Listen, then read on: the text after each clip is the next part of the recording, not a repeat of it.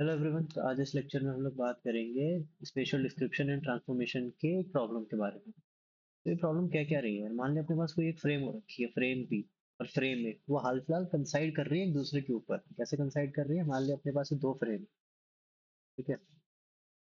ये दोनों फ्रेम अभी के अभी,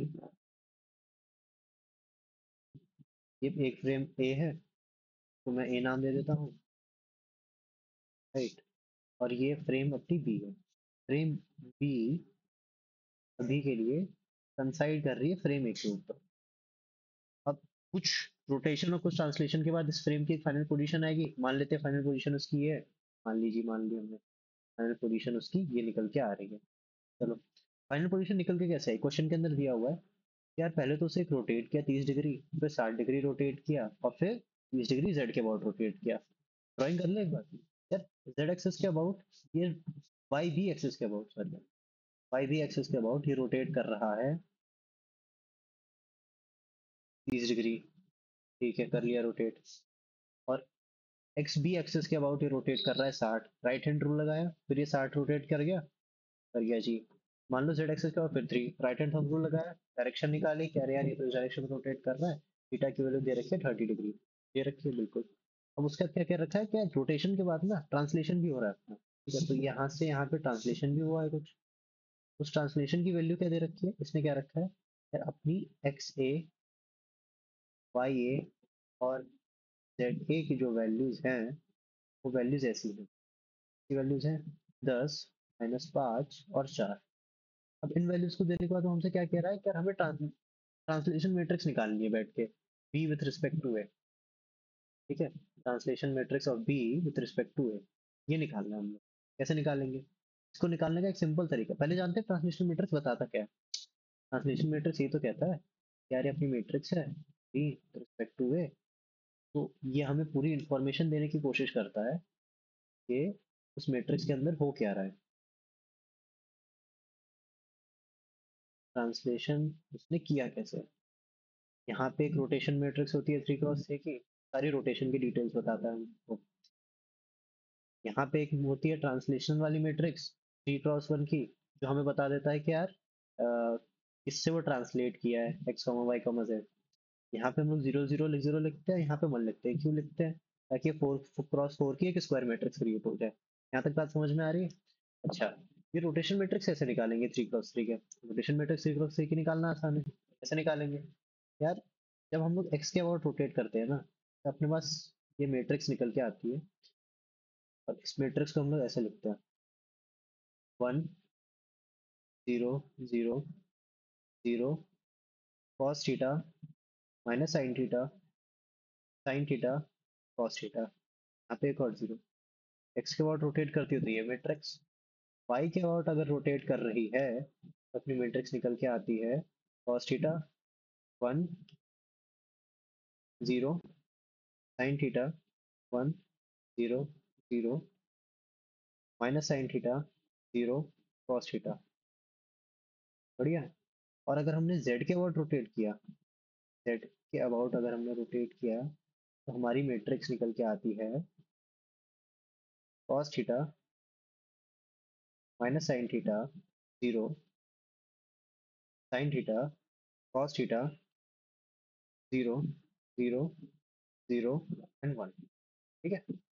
अब क्वेश्चन में क्या कहा जा रहा है, क्या पहले वाई एक्सिस के अबाउट रोटेट कर रहा है, तो यार एक तो हम पहले इसे वाई ए से मल्टीप्लाई करेंगे, ठीक है, rotation of Y with respect to ए।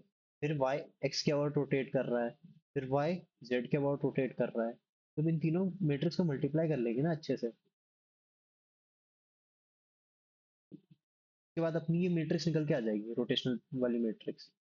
अच्छा, मैट्रिक्स निकालेंगे कैसे यार, यहाँ पे हम लोग को दिया गया है ना कि वाई अपना 30 डिग्री से रोटेट किया सबसे पहले, फिर दूसरे पे ये है, फिर तीसरे पे ये है।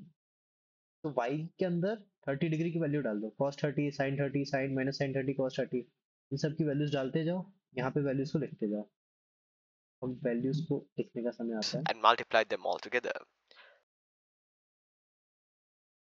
वैल्यूज अपनी निकल के आ रही है कॉस 30 डिग्री, कॉस 30 के बाद निकल के आ रही है 0 साइन 30 डिग्री, या 0 1 0 minus sine 30 degree, zero cos 30 degree. ठीक है, यहाँ पे हमने वैल्यूज डाली, 1 0 0 0 cos 60 degree, sine 60 degree, minus sign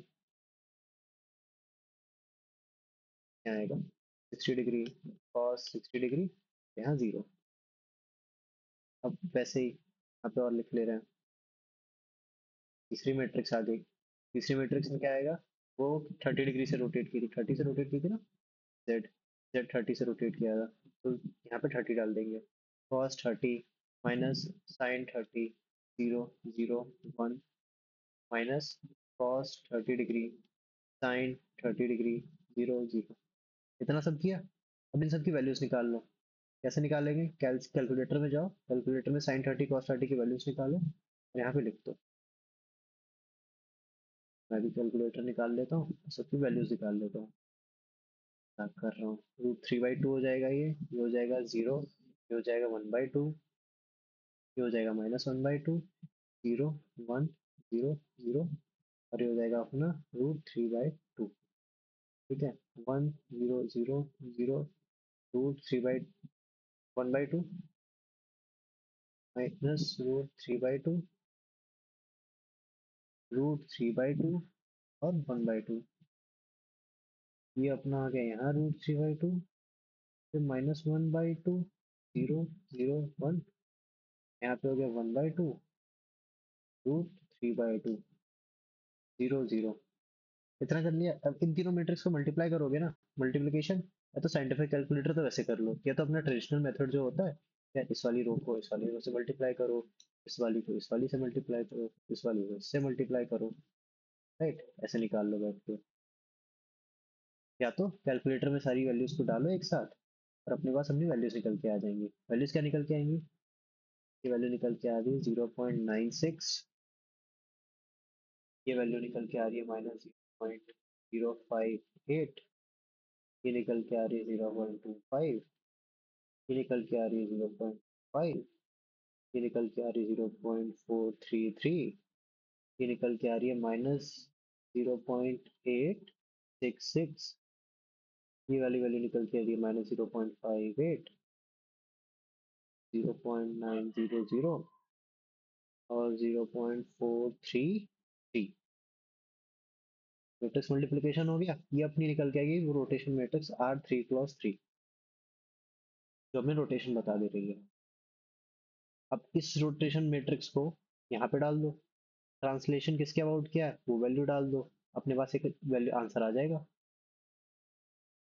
तो एक बार फाइनल आंसर लिख देते हैं कि तसल्ली हो जाए। Translation matrix of P with respect to A is equals to, अच्छे से लिख देते हैं,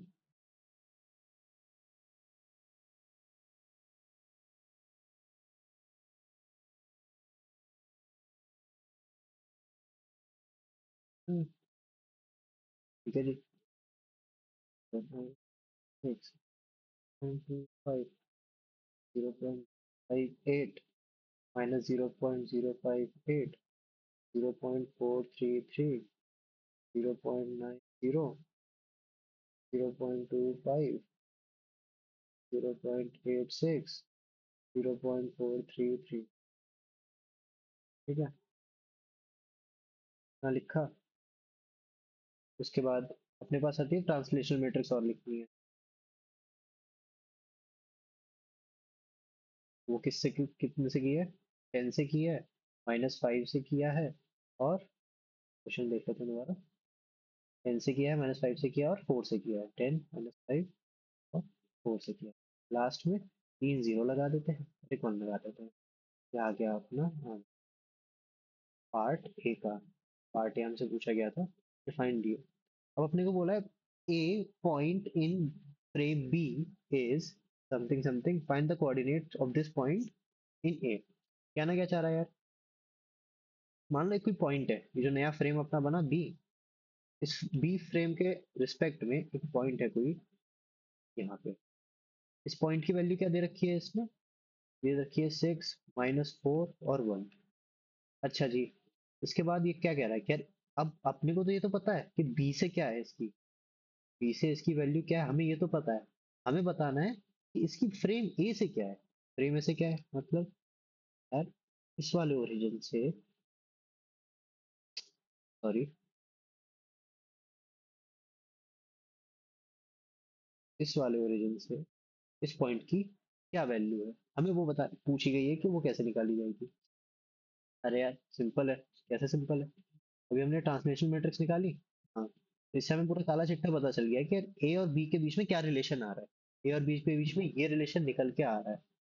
तो उससे अपने को क्या फायदा, उससे अपने को ये फायदा कि अगर हमें किसी भी पॉइंट की वैल्यू विथ रिस्पेक्ट टू ए निकालनी है और हमें पता है कि भाई उस पॉइंट की value with respect to B क्या है, तो उस ट्रांसलेशन मैट्रिक्स से मल्टीप्लाई कर देंगे।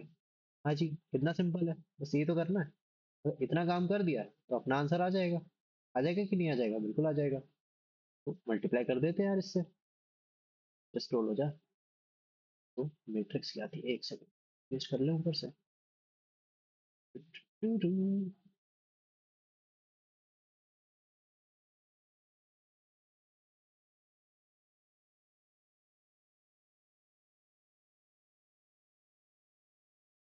इस मैट्रिक्स के साथ अगर हम